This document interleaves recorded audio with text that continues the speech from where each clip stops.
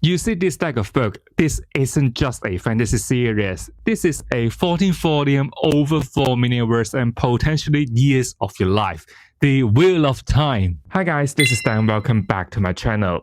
The Wheel of Time. It is a classic epic that sold over 100 million copies across the world, inspired so many modern fantasy authors, including Brandon Sanderson himself. And it is a world that you can get lost in. But here's the question that lands so many of you on this video. Is it actually worth the read in 2025 or even 2026 is coming? After 5 years of reading, I know it is actually quite long, but I have finally finished the Wheel of Time series. This video is my honest, spoiler-free verdict. We are going to talk about what the Wheel of Time is, where it shines, where it hits the infamous slog, and ultimately to answer the question whether you should start reading this series. So let me put it up straight. I think the Wheel of Time is a well-beloved classic epic fantasy. It is a good series, but it got its own flaws. Basically, it is not perfect. So let's answer the very first question. What is the Wheel of Time? In a very loose term, it is a 14-book long series plus a sequel that follows the battle between the Chosen One, the Dragon Reborn, and the Darkness, a very classic trope. It is a series written by Robert Jordan but finished by Brandon Sanderson after his death. Then you may be wondering, why do we need 14 books to tell this kind of story? The wheel weaves as the wheel wheels, and it is possibly my last time to say it. The turn of the wheel and things are basically happen over again and again. There is no stop, but at the same time, there's no end on this wheel. The one that can alter the pattern to change the fate is called the Tepharan, and the Chosen One is called the Dragon Reborn. So in this series, we will follow the 3 Tepharan alongside with their friends and families. Also, we know that the Tepharan is like a magnet, no matter it is attracting the good or the bad. So we will also follow a huge cast of characters that got pulled because of them. These players are not coming from just one single place. They can be from different powers, race, or cultures. So we really need like a 14-book long stories to explain the origin and background of these people. Also in this world, we got a very unique magic system that is gender-based. So the woman who can access the magic power, or in this series, it is called channeling the Seda, the female half of the power. They set up a white tower and basically they would train the potential to be the Aes Sedai. In short, you can really imagine they're like a peacekeeping force in this world, but everyone in this tower got their own agenda. At first, they agree on one common goal, which is to hunt down the man that can channel Sardin, because it is seen as tame and it can drive men crazy and destroy the world. But of course, it all changed when the Dragon Reborn arrived. You can simply say this series is about how the Dragon Reborn gonna save the world from the darkness, but at the same time, we got like a huge group of side characters. No matter they're seen as like good, evil, or morally great, they can affect how this story gonna go. Then, what can you expect from the Wheel of Time? Without telling you guys too much, the opening of this series is like a very classic epic fantasy. You're living in middle of nowhere very peacefully, and then one day suddenly someone told you that you are the Chosen One and you're gonna save the world. And then you would be like leaving the village and try to learn how to save the world. Then we would travel the world with this group of characters and see how this Tepharan gonna attract the troubles. There are really a lot to see because this world is just so big. There are so many cultures that our characters gonna meet and learning about the magic system and of course the story of the Dark Ones. Through this early journey, we would slowly understand what sort of roles this group of characters gonna play in the future. But when you reach the middle chunk of the series, roughly 7 or 8 books in, you will notice the pacing is significantly slower. It is like our characters are ready for the next stage of adventure. Quite a lot of new gameplay is introduced in the story, but this plot takes time to develop and grow. So in these books, there are so many new beginnings for characters, but all this really takes time to wrap up. You would notice there are so many talks about planning, traveling on road, but nothing really happened in a sense. So when you check on Goodreads, you will see the middle part of the series got significantly lower rating. Personally, the 10th book is my least favorite. I really hate it. Nothing really happened. So if you're the kind of reader that want every book to hit, or if you're looking for really consistent pacing throughout the series, I would say you need to be patient with the Wheel of Time. But trust me, once you get through the middle part of the story, everything will go so much smoother. It is really fruitful to see how all the storylines being wrapped up.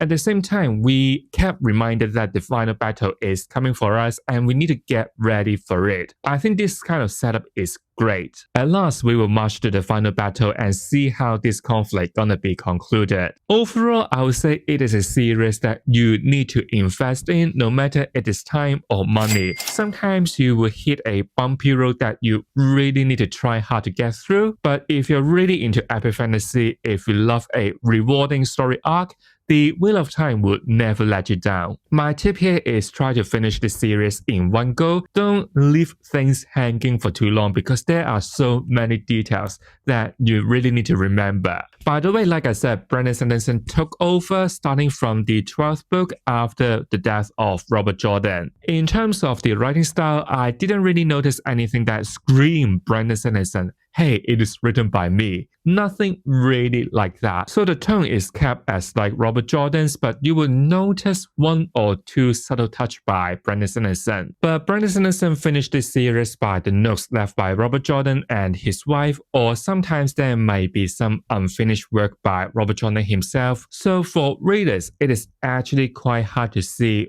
who contribute to what. So let's say for me, I did notice one or two writing of characters that is a bit like the arrangement of what Brandon Sanderson would do. So in my mind, I will be thinking, is it the sort of idea left by Robert Jordan, or is it like a new idea injected by Brandon Sanderson? You will never know. Also, I think just before Brandon Sanderson took over the series, Robert Jordan did improve certain issues that we have with the series, let's say the pacing. So the 11th book, the pacing is actually quite smooth. So I'm really happy that Brandon Sanderson helped to complete the series, and what a work it is. So coming to the most important question for this video, should you start reading The Wheel of Time if you haven't? One or two things I do really love about this series is there are so many characters for you to root for or hate, and this world is really immersive. In terms of the characters, there's not just the main gang, those coming from two rivers and see the world together. Like I said, there are so many players coming from different parts of the world. The White Tower, the Warder, and the Isle, Sonchan, Seafolk, the Forsaken, or even the political games. Even though these characters may come from the same group, they are like individual players and got their own secrets. These people got their own beliefs, cultures, and ways of living. So it is just so fun to see how Robert Jordan construct a really diverse world. Sometimes it is quite entertaining to see how the clash of cultures gonna create some drama. Let's say on so many occasions, when one make a joke but the other character is coming from another background which totally don't get it at all. It just shows you how big this world is and how different everyone is. And also it is just so good to see how this group of characters is gonna grow from book 1 to book 14, and the growth is really significant. Or maybe try to guess what's gonna happen next to try to predict all the twists and turns to generate your own theories. And if you're looking at characters that I love, it is definitely going to be Nynaeve, and I think I've talked about it before. At first, I didn't really get her. She's quite annoying, always following our character, get upset really easily, and always tucking her braids. But as the story unfolds, we get why she behaves like this and what sort of person she really is. She's really consistent throughout the story. She's always selfless, always loyal, and she doesn't have any mind game at all. I would say she's really a solid rock for our characters, someone that you can really totally trust and really rely on. Another character I didn't expect to fall in love with is Rand, because I'm not the sort of reader that always root for the chosen one. To be honest, in the beginning, I didn't really get Rand because he seems not too fit for the role. But starting from the middle part of the story, he is like trapped in this eternal darkness. He realized there's like heavy burden over his shoulders. His chapters were not easy to read because of this tone. But when we reach the end, I love how this character evolved. he became, how should I say it without any spoilers, someone that you care about. Side note here, he is like the main character of the main character in this series, and always will get chapters from him. But maybe starting from the second half of the series, sometimes we would barely see him, but his presence is still really strong and would mark the important turns of events. At last, I didn't expect I would love these two characters because they came quite late.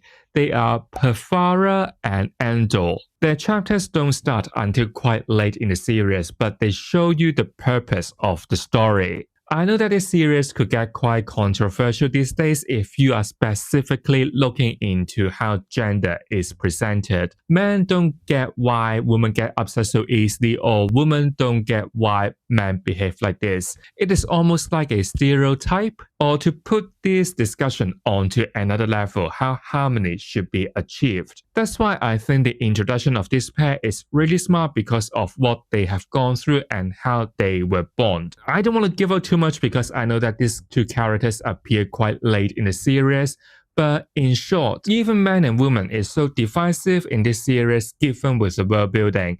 They can still work things out together and try to achieve the balance, which is like the center of the series, can still be achieved. I think these two characters really lift the narratives to another level. It is like perfect. But there are some characters that I still don't like. The first one is the Song Chen. I still can't get them. I guess part of the reasons is from the very beginning, they are portrayed as the evil because of their way of living is so different from our main characters. Most of the time, they are like stirring up the pot and play against our characters. But if we are looking on the other side, and it is also told in the story, it is their way of living and it has been their culture. It reminds me of my political theory seminar.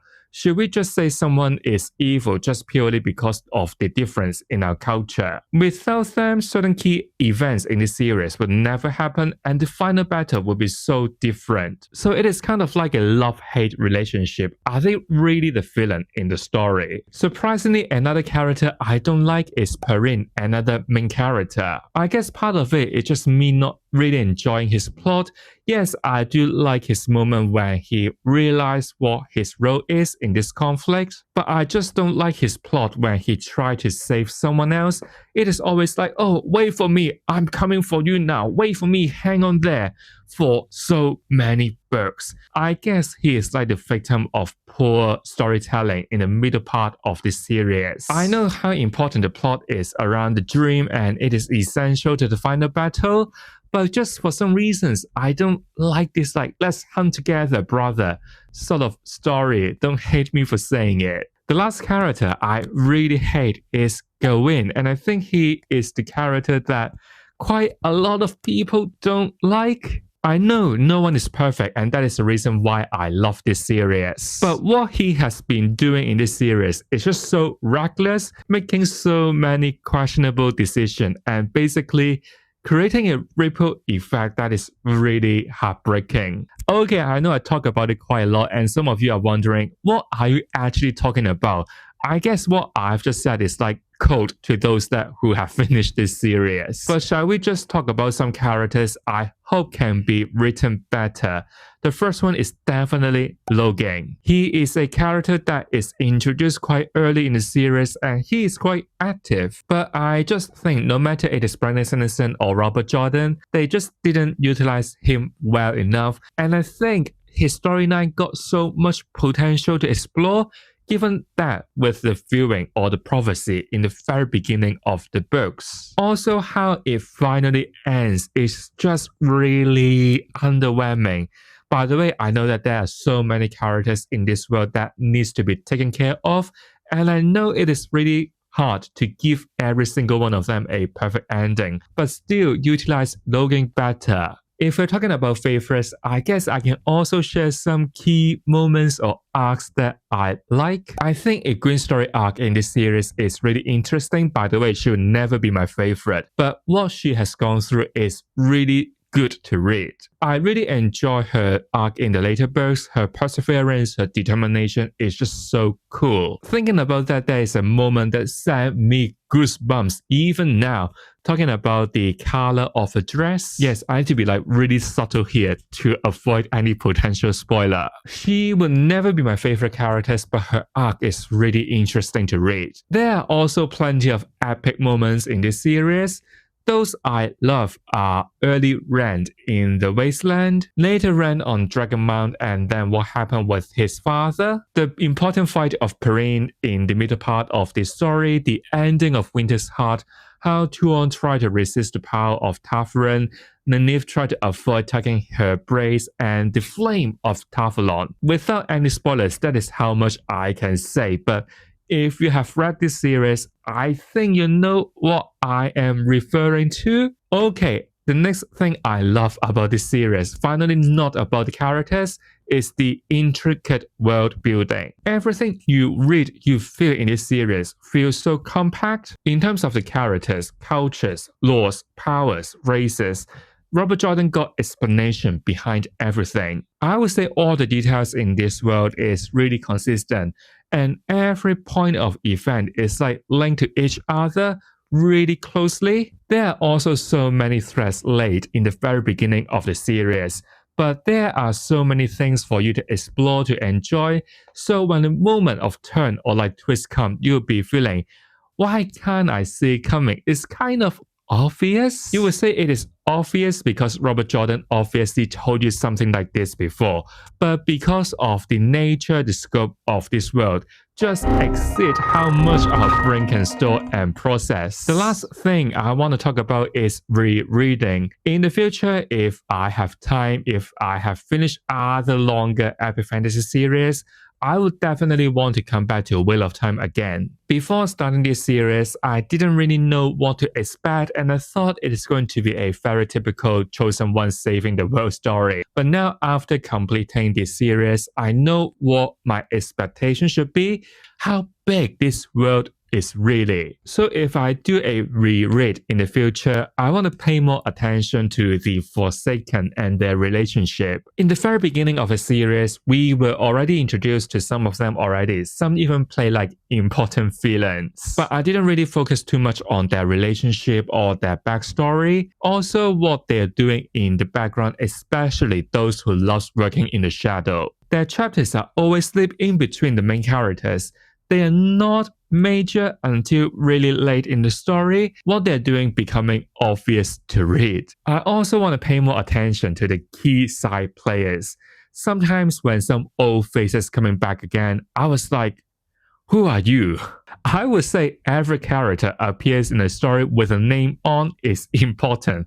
Don't forget any single one of them. So I want to remember them better what they're doing because they may be important later in the series. Of course, there are also some like really subtle details in the beginning of the series, and I'm talking about the first book that are gonna hint the future development. I think there are some key details that I missed out, and it will be so fun to hunt them down during a reread. So should you really start the Wheel of Time? My answer is yes, but only if you're ready for a commitment. It is definitely a bumpy road. Sometimes the pacing may be slower, and sometimes you may even want to put this book down. But if you are a fan of deep, intricate world building, and you crave for this kind of emotional payoff that a true massive epic saga can deliver, you will find this journey incredibly rewarding. So I hope you guys enjoyed this kind of series review, 14 book long. So if you don't want to miss out any fantasy TBR wrap up reading vlog or fun idea like this one, a deep serious analysis,